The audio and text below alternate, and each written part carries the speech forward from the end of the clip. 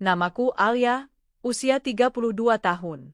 5 tahun lalu, hidupku runtuh seperti rumah tanpa fondasi. Aku kehilangan segalanya, terutama orang yang paling kupercaya, Raka, suamiku. Ia adalah satu-satunya sosok yang selama ini kuanggap sebagai pelindung, kekasih, sekaligus teman hidupku.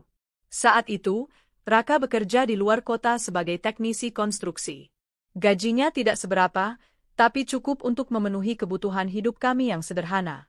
Kami punya seorang anak laki-laki, Dava, yang saat itu baru berusia 3 tahun.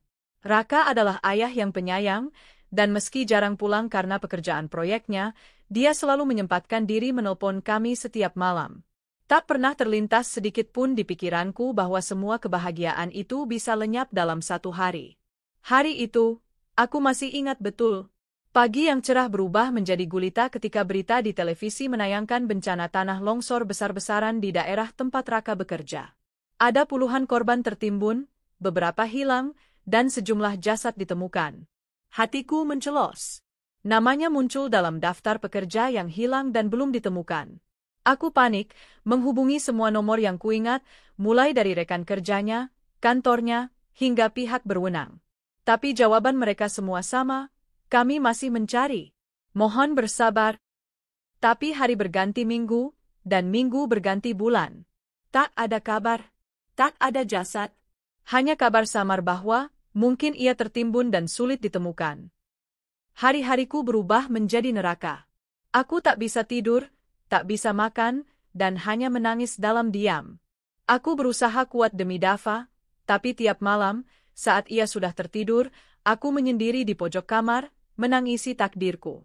Aku bukan hanya kehilangan suami, tapi juga sandaran hidupku. Mertuaku tak membantu sama sekali. Sebaliknya, mereka menyalahkanku. Kalau kamu nggak maksa dia terus kerja, dia pasti nggak bakal pergi, kata ibu mertuaku dingin. Ayah mertuaku hanya diam, dan saudara-saudara Raka perlahan menjauh, seolah aku membawa sial. Tak ada yang peduli bagaimana aku harus membesarkan anakku sendirian. Uang tabungan habis untuk biaya hidup dan keperluan Dava. Aku sempat bekerja sebagai buruh cuci di rumah tetangga. Tapi upahnya tak seberapa. Aku juga sempat mencoba melamar pekerjaan ke toko-toko, namun banyak yang menolakku karena tidak memiliki ijazah tinggi. Dunia serasa menolakku dari segala arah. Tapi aku tahu, aku tidak boleh hancur. Suatu malam, saat Dava demam tinggi dan aku tak punya uang untuk membeli obat, aku duduk di samping kasurnya, menggenggam tangannya yang panas sambil menangis. Disitulah aku bertekad, aku tak akan terus-menerus menyalahkan hidup. Aku harus bangkit, bukan demi diriku, tapi demi anakku. Jika Raka benar-benar telah tiada, maka akulah satu-satunya orang yang bertanggung jawab atas hidup anak kami. Aku mulai menjual apa saja yang tersisa. Perhiasan murah pemberian Raka, baju-baju bekas, bahkan lemari kecil di kamar. Uangnya kupakai untuk membeli bahan-bahan masakan dan membuka jualan nasi bungkus di pinggir jalan. Aku bangun jam 3 pagi, memasak sendiri, lalu mulai menjajakan dagangan dari pagi hingga siang. Awalnya aku malu. Sangat malu. Banyak orang menatapku dengan pandangan meremehkan. Bahkan tetanggaku sendiri pernah berkata, "Duh, istrinya Raka sekarang jadi tukang nasi? Kasihan banget, ya." Tapi aku biarkan. Aku belajar menebalkan telinga, memendam semua rasa malu itu, karena satu hal, anakku harus makan. Hari demi hari kulalui dengan susah payah. Sering aku tidak makan agar Dava bisa kenyang. Tapi perlahan, orang mulai mengenal rasa masakanku. Nasinya enak, kata seorang pelanggan. Rendangnya empuk, kayak masakan rumah, kata yang lain. Aku mulai berani menjual dalam jumlah lebih banyak. Suatu hari, seorang pegawai kelurahan menawariku untuk menyediakan makanan untuk rapat. Itu adalah titik balik. Dari nasi bungkus di trotoar, aku mendapat pesanan catering kecil-kecilan. Aku mulai mengumpulkan uang sedikit demi sedikit. Setiap kali aku mulai lelah, aku selalu memandang wajah Dava saat tidur. Wajah itu selalu menjadi penyemangatku, alasan kenapa aku harus terus berjalan. Ada saat-saat aku ingin menyerah, terutama ketika tubuhku lelah dan penyakit mulai berdatangan karena kelelahan. Tapi tiap kali ingat bagaimana aku pernah hancur, aku bangkit lagi. Yang paling menyakitkan adalah saat malam hari. Di saat aku duduk sendiri, saat Dava telah tidur, dan kesunyian menyelimuti rumah kecil kami, aku sering bertanya dalam hati, "Raka, di mana kamu? Kenapa kamu pergi secepat itu?" Aku tak pernah benar-benar bisa merelakannya. Meski aku tahu, logikaku berkata dia sudah tiada, tapi hatiku menolak percaya sepenuhnya. Rasanya seperti ada lubang di dalam dadaku yang tak bisa kututup meski dengan 1000 keberhasilan. Namun aku tahu satu hal, aku harus terus hidup. Waktu berlalu, dan aku terus bertahan. Aku mengikuti pelatihan kuliner yang diadakan Dinas Koperasi. Dari sana, aku belajar banyak hal baru, plating, pengelolaan dapur, manajemen restoran kecil. Perlahan, bisnis cateringku berkembang. Aku menyewa sebuah kios kecil dan menamai warungku Dapur Alia. Nama sederhana, tapi aku bangga karenanya. Aku masih ingat hari pertama kios itu buka. Hanya ada 3 pelanggan. Tapi hari keempat, tiba-tiba datang 10 orang sekaligus. Hari ke-10, aku kewalahan sendiri melayani. Aku menambah pegawai. Lalu, 2 tahun kemudian, aku menyewa tempat lebih besar dan membuka restoran kecil dengan konsep rumahan. Semuanya kulakukan sendiri, dari nol. Tanpa bantuan siapapun. Tanpa warisan. Tanpa suami. Hanya ada aku, anakku, dan tekad yang tak bisa dihancurkan. Kadang aku berdiri di depan restoran kecilku, memandangi papan nama yang bersinar hangat di malam hari. Di dalam, pelanggan duduk menikmati makanan, pelayan hilir mudik, dan dapur yang berdenyut seperti jantung semangat. Di momen seperti itu, aku tersenyum, meski hatiku masih menyimpan luka yang belum kering. Aku masih menyimpan satu kotak kecil di lemariku. Di dalamnya ada foto Raka, cincin kawin kami, dan surat terakhir darinya sebelum berangkat ke proyek. Tiap kali membukanya, hatiku perih. Tapi aku tidak menangis lagi. Aku hanya berkata dalam hati, "Aku harap kamu bangga, Raka. Lihat, aku berhasil bertahan." Tapi aku tidak tahu bahwa takdir sedang merancang kejutan paling besar dalam hidupku. Seseorang yang selama ini kukira telah mati, ternyata masih hidup. Dan aku akan segera melihatnya. Dalam keadaan yang tak pernah kubayangkan seumur hidupku. Panasnya uap nasi dari panci besar di depan mataku seperti mengingatkan bahwa jalan menuju keberhasilan tak pernah mulus. Tapi justru dari panas dan peluh inilah aku menemukan jati diriku. Tak lagi sebagai istri dari seorang pria yang menghilang, tapi sebagai wanita yang bangkit dari luka, mengolah rasa, dan menyajikannya menjadi kekuatan. Hari-hariku kini diisi oleh suara alat masak beradu, aroma rempah yang memenuhi dapur, dan panggilan pelanggan yang sudah mulai mengantre sejak pagi. Dari warung kecil di pinggir jalan, perlahan aku dikenal. Tapi prosesnya tidak semudah itu. Setelah membuka kios kecil dengan papan nama, Dapur Alia, banyak orang mulai penasaran dengan masakanku. Aku sengaja mempertahankan konsep sederhana, makanan rumahan, dengan rasa yang menggugah. Tak ada dekorasi mewah, hanya meja dan bangku kayu yang dibersihkan setiap hari, dan senyumanku yang berusaha tulus meski tubuh lelah tak terperi. Suatu hari, seorang wanita parubaya datang menghampiriku saat aku sedang membersihkan meja. "Mbak Yu yang masak rendang ini?" tanyanya sambil menunjuk kotak makanannya. Aku mengangguk. "Iya, Bu. Ada yang kurang?" "Kurang? Waduh, justru ini rendang ternak yang pernah saya makan. Bisa masak buat acara pengajian minggu depan enggak?" tanyanya antusias. Itu adalah pesanan catering pertamaku. Dan setelah itu, satu persatu datang seperti air mengalir. Tentu saja aku tidak luput dari tantangan. Pernah suatu kali, aku memasak untuk acara lamaran, tapi ayam bakarnya gosong karena gas habis di tengah malam. Aku menangis semalaman, lalu pagi-pagi membeli ulang semua bahan dan memasak ulang tanpa tidur. Aku mengantar pesanan itu tepat waktu, dan ibu yang memesan berkata, "Terima kasih, Mbak. Ini acara penting buat anak saya." Aku pulang dengan mata berkaca-kaca. Bukan karena lelah, tapi karena rasanya, aku berarti. Masakanku bukan sekadar nasi dan lauk, tapi harapan, kehangatan, dan kenangan bagi orang lain. Tak lama, datanglah undangan pelatihan kuliner dari Dinas Koperasi Daerah. Katanya, aku direkomendasikan oleh salah satu pelanggan tetap. Awalnya aku ragu, Aku hanyalah janda muda dengan pendidikan seadanya, apa bisa bersaing di sana? Tapi entah kenapa, aku datang juga. Dengan modal semangat dan rasa penasaran. Di pelatihan itu, aku belajar banyak. Mulai dari teknik plating, manajemen dapur, hingga pemasaran digital sederhana. Bahkan ada kelas psikologi pelayanan pelanggan. Aku mencatat semuanya. Malamnya, aku mempraktikkan satu demi satu. Pelatihan itu membukakan mataku, bahwa memasak bukan sekadar kegiatan fisik, tapi juga seni menyentuh hati orang lain lewat rasa. Setelah pelatihan selesai, aku kembali ke kios dengan semangat baru. Aku ubah penampilan warungku sedikit demi sedikit.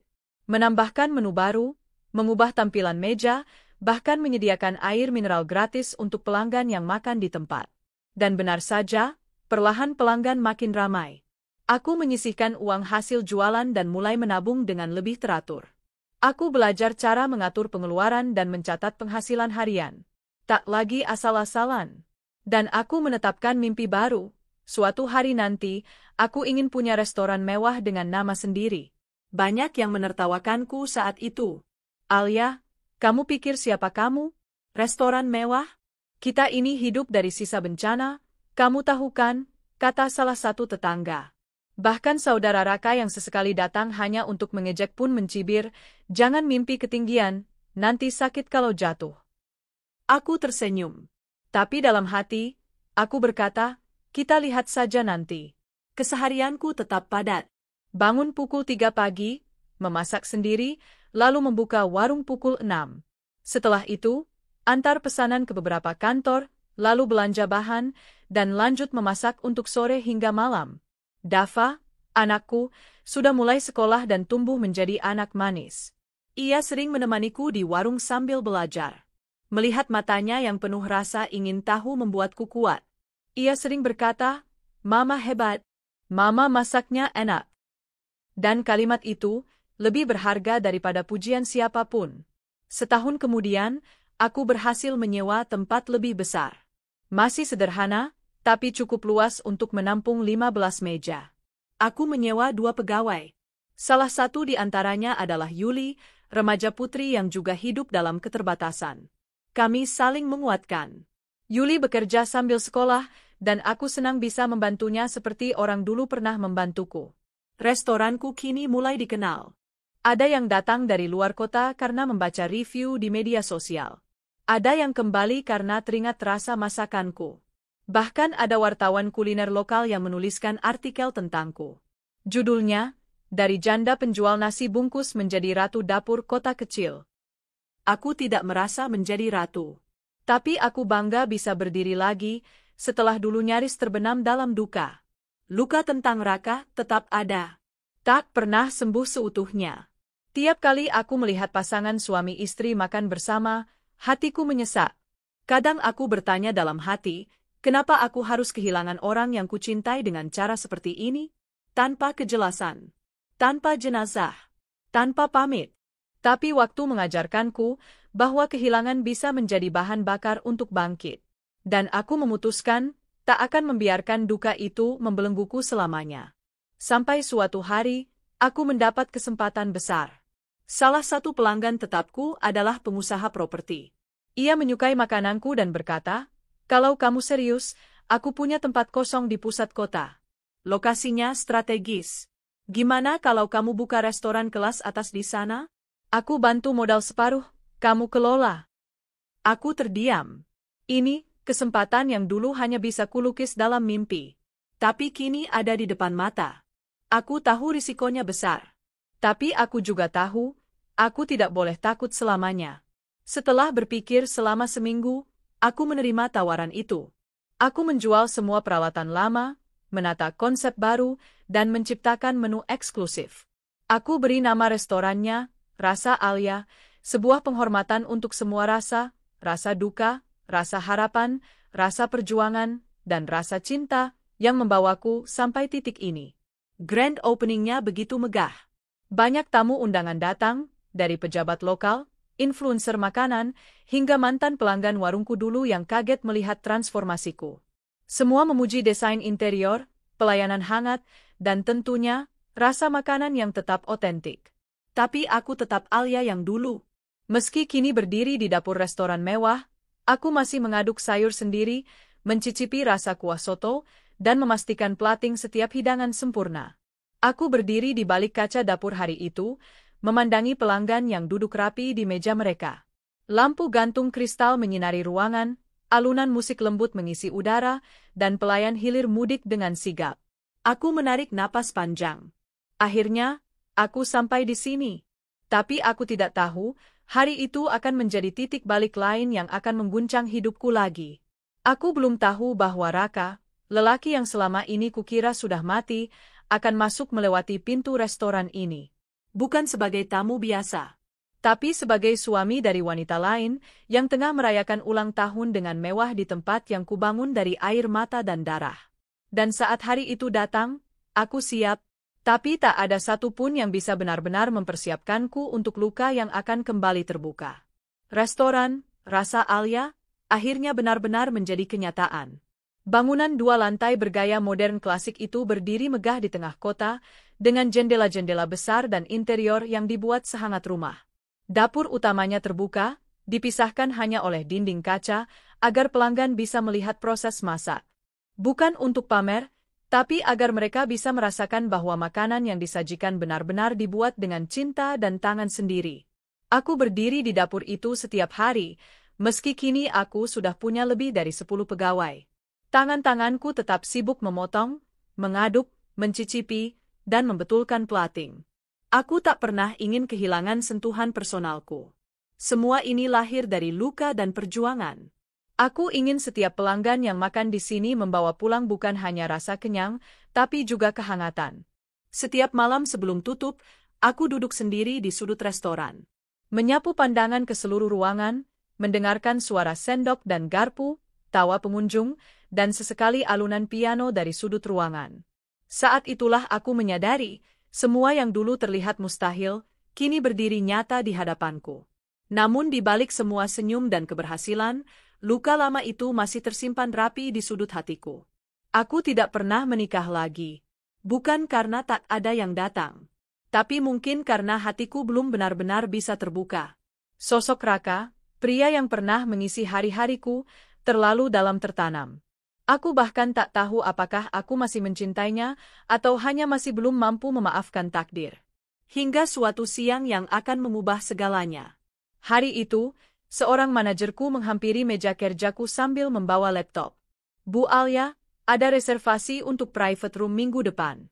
Dari tamu VIP, atas nama Bapak Raka Prasetya. Jantungku seolah berhenti berdetak sejenak. Nama itu, Raka Prasetya. Nama suamiku. Nama yang sudah 5 tahun tak pernah lagi terucap di dunia nyata, hanya tinggal dalam kenangan dan doa. Aku mencoba tersenyum. Mungkin orang lain. Banyak yang punya nama Raka, kan? Manajerku mengangguk, tak mencurigai apapun. Tapi sejak saat itu, aku tidak tenang. Hatiku gelisah. Malamnya, aku tak bisa tidur. Aku berdiri di depan jendela, menatap langit malam yang berawan, dan untuk pertama kalinya setelah sekian lama, aku membuka kembali kotak kecil peninggalan Raka. Foto pernikahan kami, cincin kawin, dan surat terakhirnya. Aku akan pulang minggu depan, sayang. Doakan aku sehat dan selamat. Surat itu masih ada, masih dengan bekas lipatan dan noda air mata yang dulu kutumpahkan. Aku memeluk surat itu, tak tahu harus marah, sedih, atau bersiap menerima takdir yang belum selesai. Hari yang kutakutkan pun tiba. Aku sengaja berdandan rapi. Bukan karena ingin tampil menawan, tapi karena aku ingin terlihat kuat. Aku mengenakan setelan formal sederhana berwarna biru tua, rambut disanggul rapi, dan wajah dirias tipis. Aku berdiri di balik kaca dapur, pura-pura sibuk mengecek dapur, tapi mataku terus melirik ke arah pintu masuk restoran. Dan di sanalah dia muncul. Aku hampir menjatuhkan sendok saat melihat sosok yang begitu kukenal. Wajah itu, tubuh itu, senyum itu. Tidak salah lagi. Itu Raka. Suamiku. Tapi bukan itu yang membuat dadaku sesak. Di sampingnya, berjalan seorang wanita muda dengan gaun merah menyala, tangan mereka saling menggenggam mesra. Raka tersenyum padanya seperti dulu ia tersenyum padaku. Mereka duduk di ruangan VIP sesuai reservasi. Dari balik kaca dapur, aku bisa melihat Raka mencium kening wanita itu dan memberinya kado sambil berkata, "Selamat ulang tahun, sayang." Aku terduduk di bangku dapur. Kaki ini lemas. Nafasku sesak. Mataku panas. Tapi aku tidak boleh pingsan di sini. Tidak di restoran ini. Tidak di tempat yang kubangun dari penderitaan ditinggalkan olehnya. Air mata menetes tanpa bisa kutahan. Namun bukan tangisan karena cinta. Ini air mata pengkhianatan. Rasa hancur yang selama ini terkubur, kini mengguncang seperti badai. Beberapa pegawaiku memandang khawatir. Aku hanya berkata pelan, "Saya butuh waktu sebentar. Lanjutkan saja pelayanan seperti biasa." Aku berjalan ke belakang, ke ruang istirahat. Di sana aku menangis dalam diam. Memukul-mukul dada yang sesak. Suamiku. Lelaki yang kukira mati dalam bencana. Lelaki yang membuatku berdoa siang malam agar tenang di alam sana. Ternyata masih hidup. Dan sekarang sedang merayakan ulang tahun istri barunya, di restoranku. Rasanya seperti ditampar berkali-kali. Tapi setelah beberapa menit, aku bangkit. Kuseka air mata. Kusisir rambut. Kuambil napas panjang. Aku tidak akan lari. Aku tidak akan sembunyi. Dia harus tahu wanita yang dulu dia tinggalkan, kini berdiri lebih tinggi darinya. Kembali ke dapur, aku berdiri dengan tenang. Manajerku menghampiri. "Bu, tamu VIP meminta pemilik restoran datang ke meja.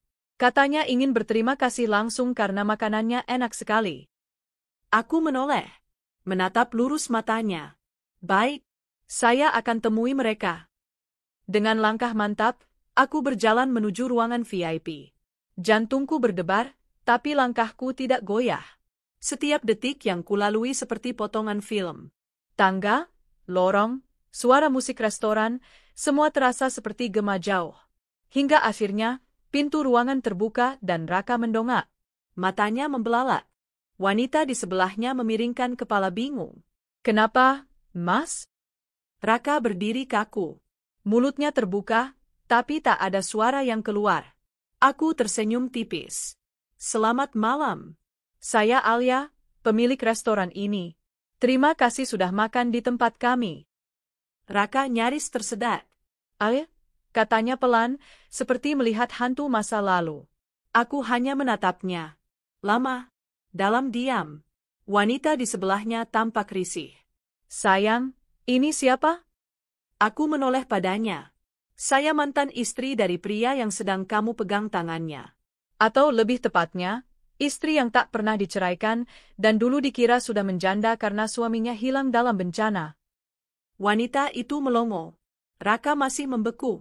Para pelayan kami berdiri di luar, tak tahu harus berbuat apa.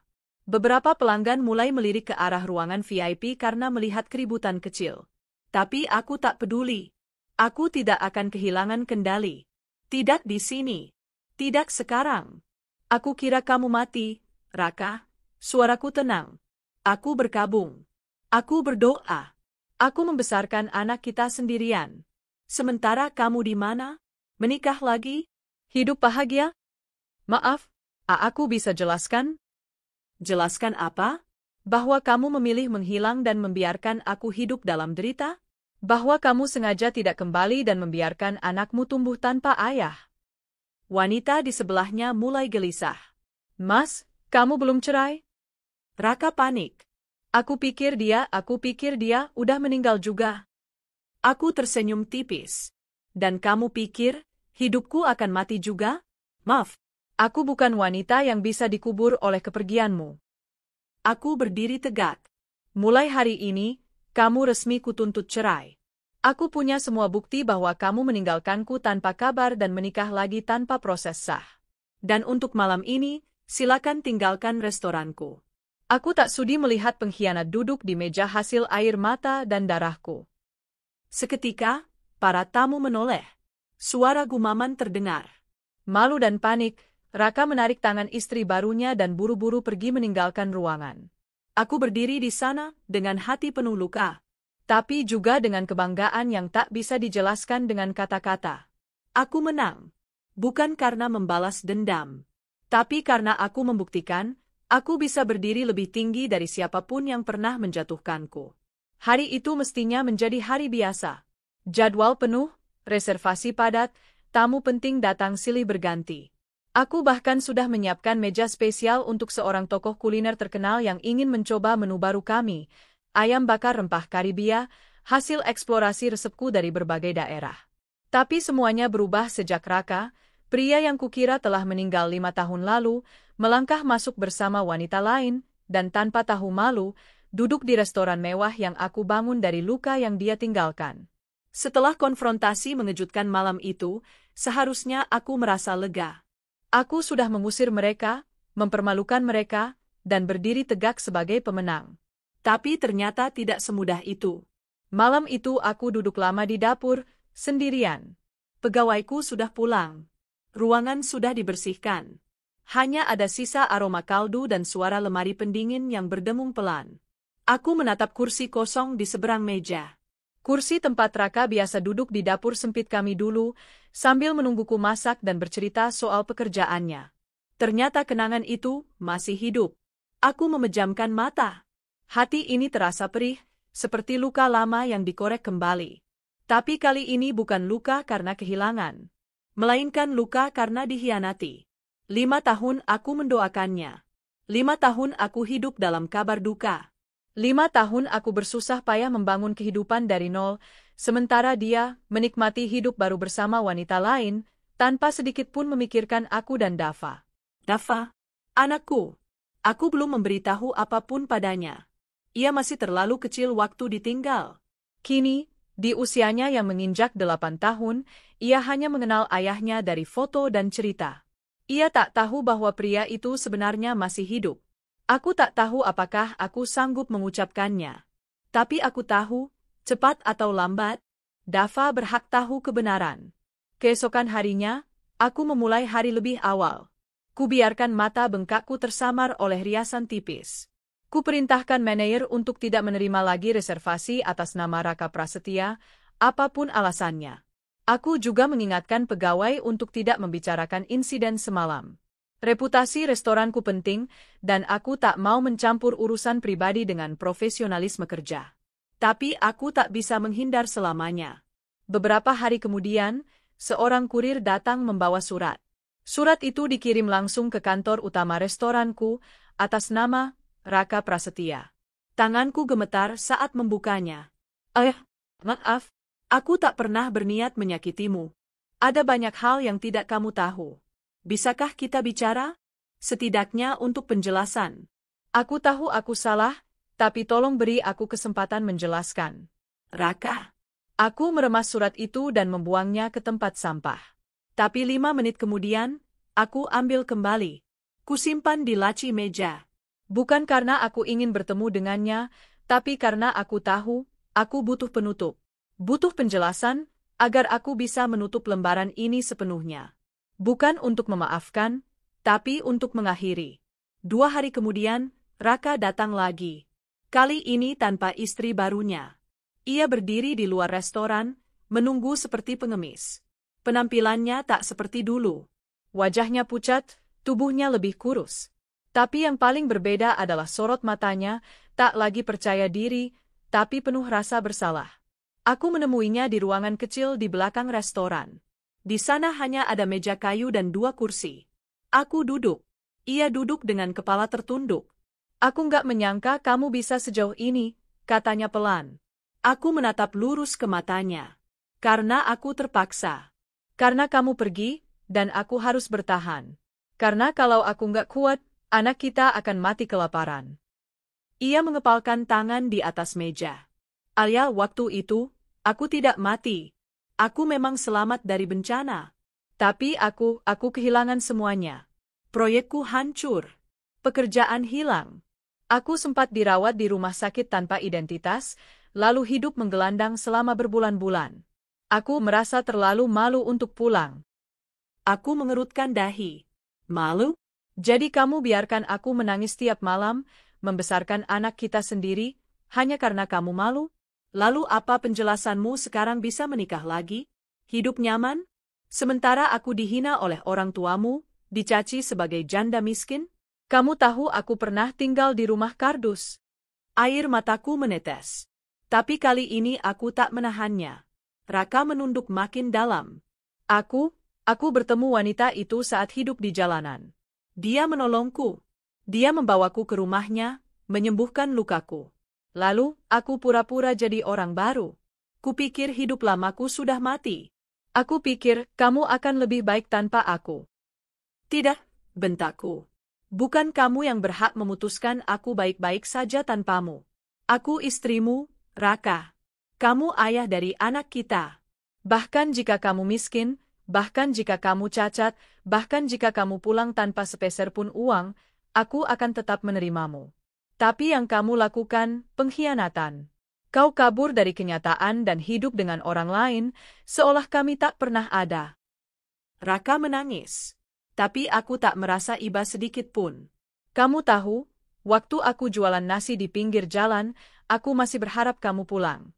Waktu Dava demam tinggi dan aku nggak punya uang buat beli obat, aku masih percaya kamu akan datang. Tapi kamu malah hidup enak, berpesta, dan merayakan ulang tahun istrimu di tempat ini. Di restoran yang kubangun dari kehancuran. Alia, aku salah, sangat salah. Aku berdiri.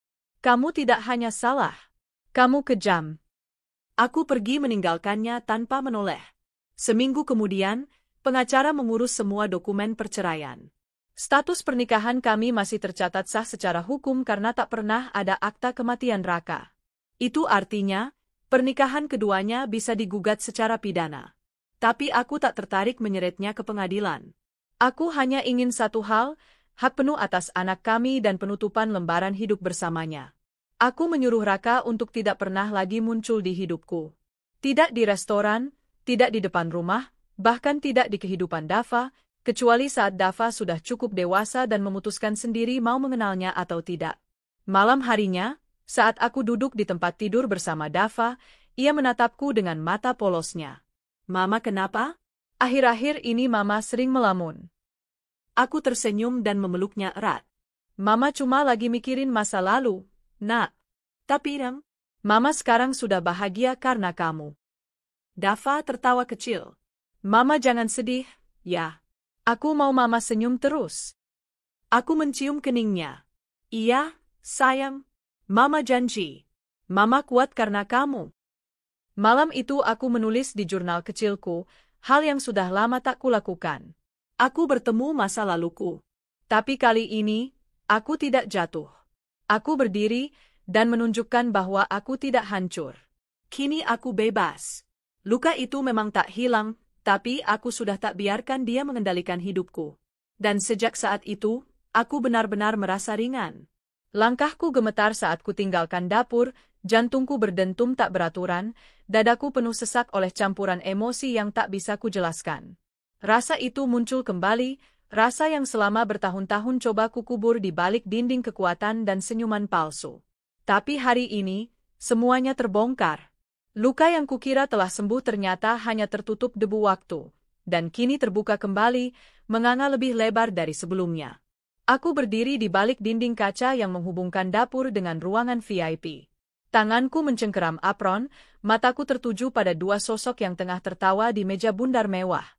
Mereka terlihat begitu mesra, seperti sepasang kekasih yang tengah mabuk asmara. Wanita itu tertawa manja, menggoda pria di hadapannya yang baru saja memberikan kotak kecil berbalut pita merah. Pria itu, yang tak lain adalah Raka, suamiku yang selama ini kukira telah mati, tersenyum bangga, lalu membisikkan sesuatu ke telinga wanita itu. Air mataku jatuh tanpa bisa kutahan. Raka suamiku yang selama ini kupikir telah tewas terbawa bencana.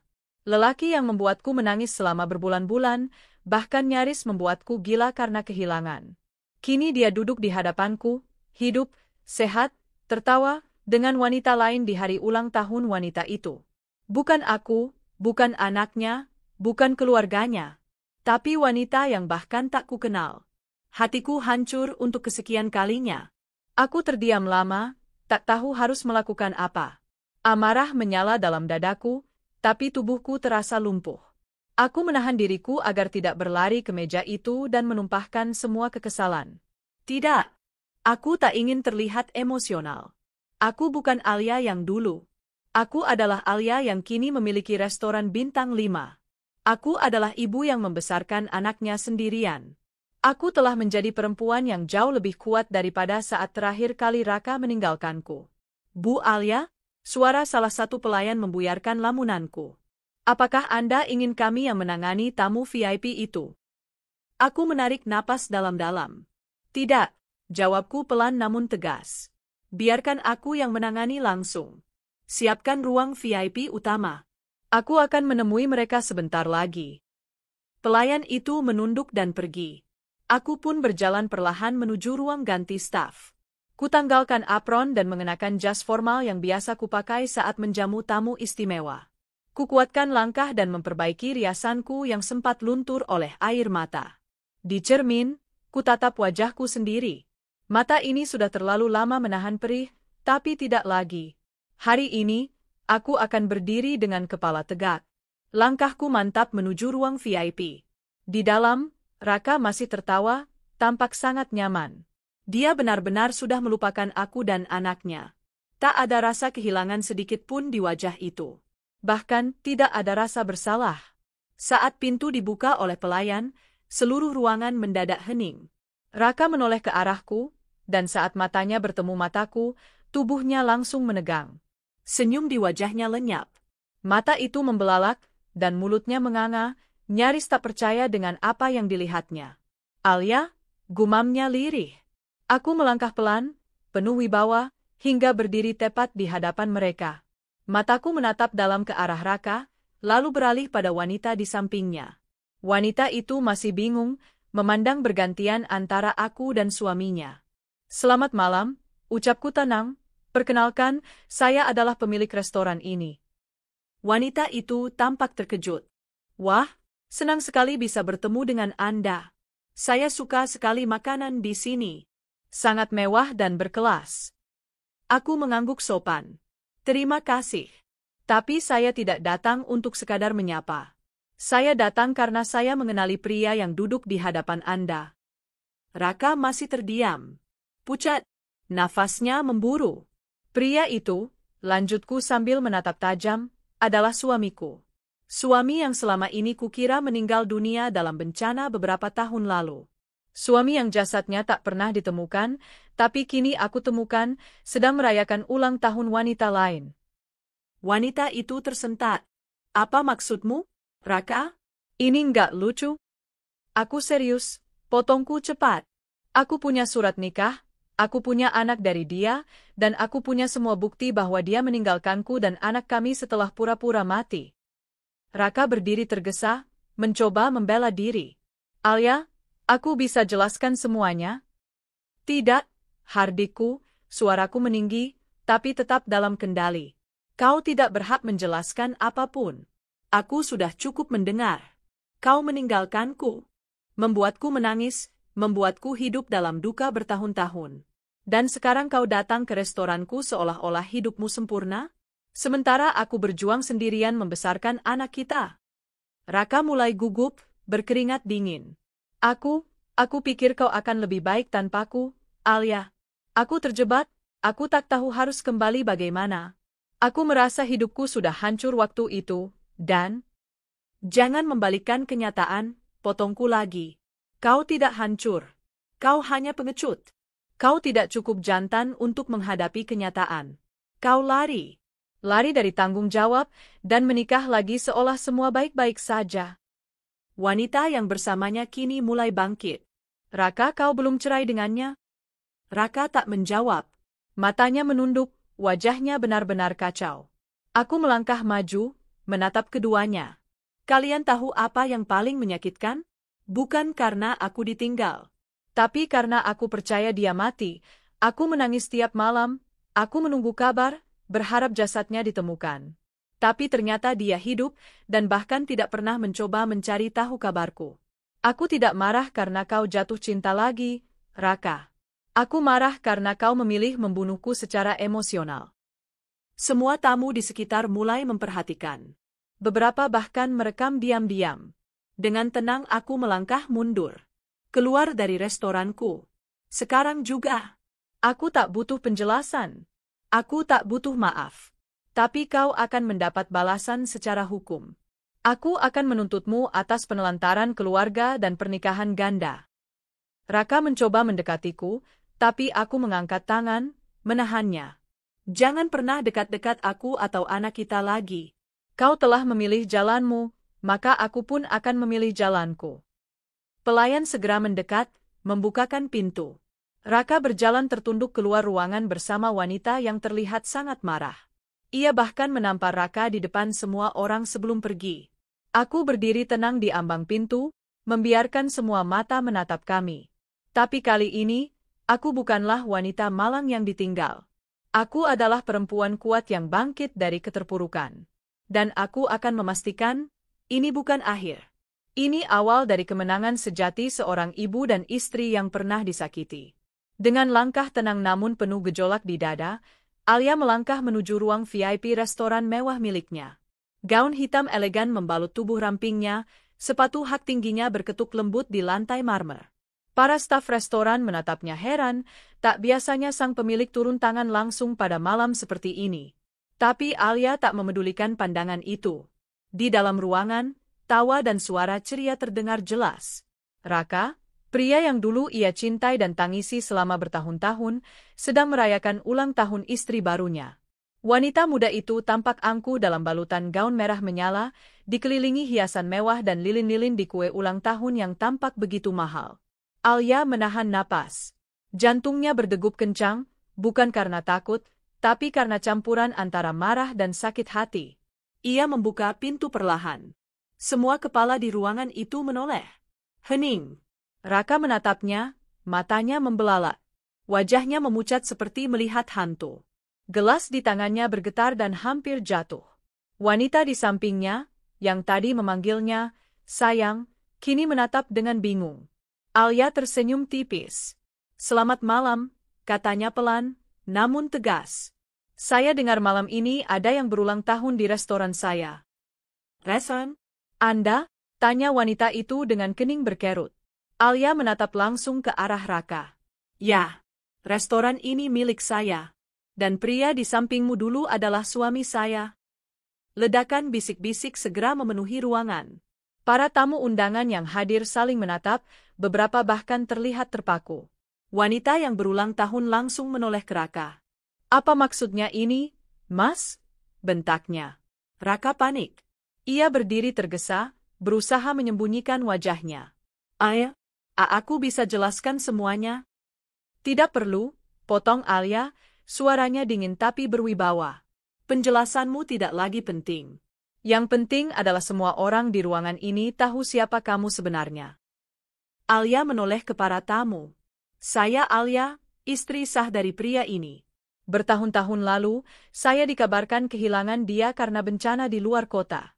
Tidak ada jasad, tidak ada kabar.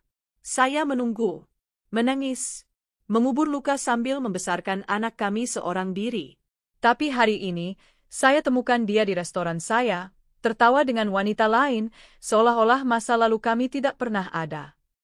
Tamu-tamu mulai bergumam, beberapa bahkan merekam dengan ponsel. Raka, lanjut Alia dengan tajam, kamu bukan hanya seorang pengecut, tapi juga pengkhianat. Kau tega meninggalkan keluargamu, berpura-pura mati, hanya untuk memulai hidup baru dengan wanita lain. Raka terdiam, tak sanggup bicara. Wanita di sampingnya memukul lengannya keras. Kau bilang istrimu sudah meninggal juga. Kau bilang kau duda. Aku pikir dia tak akan pernah tahu.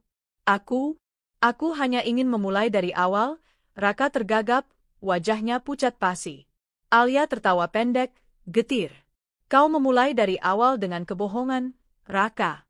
Sementara aku memulai dari nol dengan luka dan air mata. Kau tahu rasanya menjual nasi bungkus demi bertahan hidup? Merawat anak sakit tanpa sepeser pun uang? Sementara kau hidup nyaman, bersenang-senang. Air mata mengalir dari mata Alia, tapi suaranya tetap tegas. Aku tidak datang untuk memohon maaf atau minta penjelasan.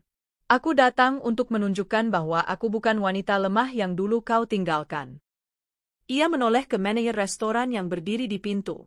Pak Dimas, tolong keluarkan mereka dari restoran saya. dan larang mereka masuk lagi seumur hidup. Dengan senang hati, Bu Alia, jawab Pak Dimas dengan sopan namun tegas. Dua staf restoran menghampiri Raka dan wanita barunya. Raka masih ingin bicara, tapi Alia mengangkat tangan. Cukup, diamlah. Kamu tak berhak bicara apa-apa lagi. Wanita muda di samping Raka berdiri, mukanya merah padam. Kau menjijikkan, Raka. Menipu dua wanita sekaligus. Ia melepas cincin dari jarinya dan melemparkannya ke dada Raka. Aku muak. Raka hanya bisa menunduk saat wanita itu pergi lebih dulu meninggalkannya. Staf restoran menggiring Raka menuju pintu keluar. Sebelum keluar, Raka menoleh dengan mata penuh harap. Alia, maafkan aku. Aku salah. Alia berdiri tegak. Kau bukan hanya salah, Raka. Kau pengecut. Dan hari ini, kau menuai hasil dari semua kebohonganmu. Pintu ditutup. Suasana kembali hening. Para tamu menatap Alia dengan kekaguman dan simpati. Beberapa bahkan memberi tepuk tangan kecil.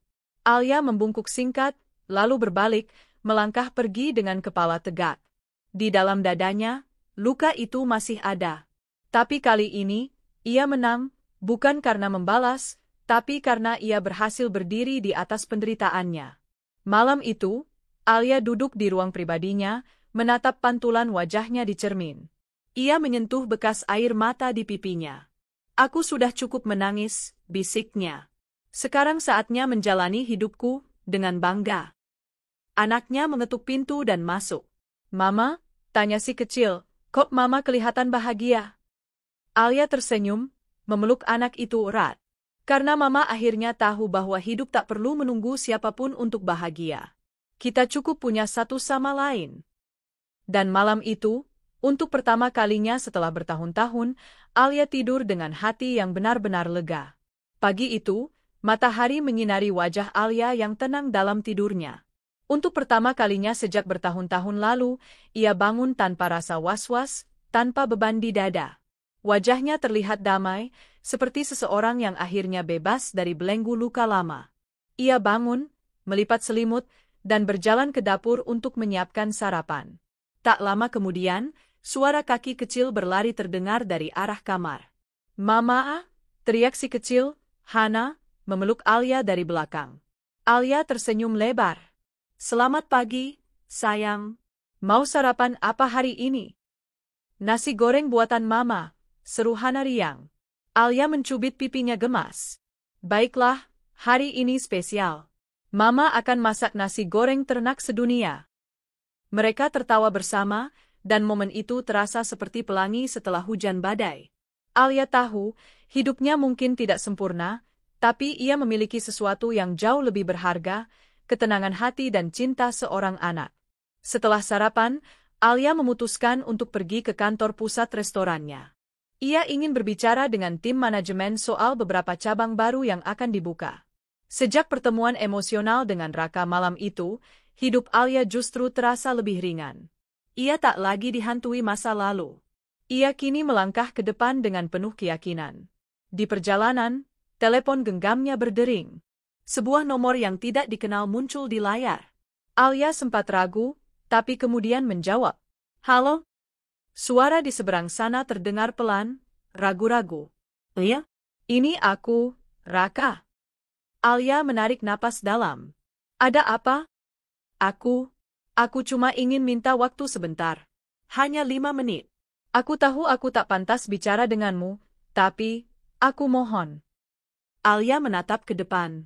Jalanan macet, dan pikirannya bercampur aduk. Tapi akhirnya ia menjawab, baik, 5 menit. Kita bertemu di taman dekat restoran pukul 2 siang. Jangan lebih dari itu. Terima kasih. Terima kasih, Al. Setelah panggilan berakhir, Alia kembali fokus bekerja. Ia memimpin rapat dengan elegan, mempresentasikan rencana ekspansi restorannya ke luar pulau, dan bahkan menyetujui beasiswa bagi karyawan berprestasi. Semua tim kagum pada ketegasan dan kelembutan yang bersatu dalam dirinya. Pukul 2 tepat, Alia duduk di bangku taman, mengenakan setelan putih bersih dan sepatu flat. Tak lama kemudian, Raka datang. Penampilannya lusuh, wajahnya penuh beban. Jauh dari citra pria percaya diri yang dulu meninggalkannya. Terima kasih sudah mau bertemu, katanya pelan. Alia hanya menatapnya, tanpa ekspresi. Aku ingin minta maaf. Aku tahu aku tidak pantas bicara begini. Tapi setelah semua yang terjadi, aku sadar, aku sudah menghancurkan hidup seseorang yang pernah begitu mencintaiku. Kau, Alia. Alia masih diam. Ia ingin mendengarkan sampai habis. Aku pengecut. Aku lemah. Saat aku kecelakaan dan tersesat di luar kota bertahun-tahun lalu, aku memang sempat koma dan kehilangan ingatan. Tapi setelah aku sadar, aku tidak berani kembali. Aku tahu, aku telah gagal menjadi suami dan ayah. Jadi aku memilih jalan paling mudah, memulai hidup baru dan berpura-pura kau tak ada. Alia menahan air mata. Ia tak tahu apakah ia harus marah atau iba. Tapi yang pasti, hatinya tidak lagi hancur seperti dulu. Dan ketika aku lihat kau malam itu, berdiri di restoran yang megah, dengan tatapan tegar, aku sadar, kamu sudah jauh melampauku. Kamu kuat, kamu hebat. Aku tidak pantas untukmu sejak dulu. Alia mengangguk perlahan. Aku tidak butuh pengakuan darimu, Raka. Tapi aku menghargai kejujuranmu kali ini. Raka menggenggam tangannya sendiri, tampak cemas. Aku tidak datang untuk kembali atau minta cinta lagi. Aku hanya ingin kau tahu, aku menyesal. Aku benar-benar menyesal. Alia menatap mata Raka, dalam-dalam. Kau tahu apa yang paling menyakitkan? Bukan karena kau meninggalkan aku. Tapi karena kau membiarkan aku dan anak kita merasa tidak berarti. Selama bertahun-tahun, aku berpikir aku tak cukup baik, aku berpikir aku ditinggalkan karena tak layak. Tapi sekarang, aku tahu, yang salah bukan aku.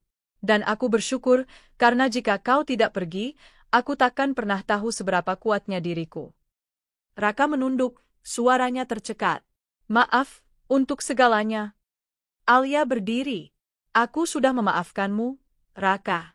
Tapi aku tak akan pernah melupakan luka yang kau tinggalkan. Bukan karena aku ingin mengingatnya, tapi karena luka itulah yang membuatku menjadi wanita sekuat ini hari ini. Raka mengangguk. Terima kasih sudah memberiku 5 menit yang paling jujur dalam hidupku. Alia berbalik dan berjalan pergi, meninggalkan Raka yang duduk sendiri di bangku taman. Ia tak menoleh lagi, karena ia tahu masa lalunya sudah terkubur. Beberapa bulan berlalu. Restoran Alia kini memiliki 5 cabang. Ia menjadi pembicara dalam seminar wirausaha untuk perempuan, menginspirasi banyak ibu tunggal untuk bangkit. Nama Alia mulai dikenal bukan hanya sebagai pengusaha sukses, tapi juga sebagai simbol kekuatan dan ketabahan. Suatu hari, saat ia sedang membaca cerita anak untuk Hana sebelum tidur, gadis kecil itu menatapnya dan bertanya, "Mama, kenapa Mama enggak menikah lagi?" Alia tersenyum, membelai rambut anaknya. "Karena Mama sedang sibuk mencintai diri sendiri dan membesarkan kamu. Tapi kalau Tuhan mengirimkan orang baik yang bisa mencintai kita berdua, siapa tahu, ya." Hana tertawa kecil. "Asal jangan kayak ayah yang dulu ya, Ma." Alia terkekeh. "Iya sayang. Mama janji." Tak lama, ponselnya berdering. Nama, Raihan, muncul di layar. Seorang pria baik hati yang selama beberapa bulan terakhir sering membantunya dalam proyek sosial di panti asuhan. Pria yang tenang, cerdas, dan penuh kasih. Alia menjawab panggilan itu. "Halo, Raihan." "Halo, Alia. Aku baru saja selesai dari panti. Anak-anak titip salam. Mereka bilang kue buatanmu kemarin enak sekali." Alia tertawa. "Wah, salam balik buat mereka ya. Nanti aku buat lagi. Ngomong-ngomong, apa kamu ada waktu minggu depan? Aku ingin mengajakmu dan Hana makan malam. Sekadar berterima kasih, dan mungkin lebih dari itu." Alia terdiam sejenak, lalu tersenyum. "Kami akan sangat senang." Setelah menutup telepon, Alia menatap Hana yang sudah mulai mengantuk. Ia mengecup kening anak itu dan memeluknya. Hidup memang tak pernah sempurna, pikir Alia.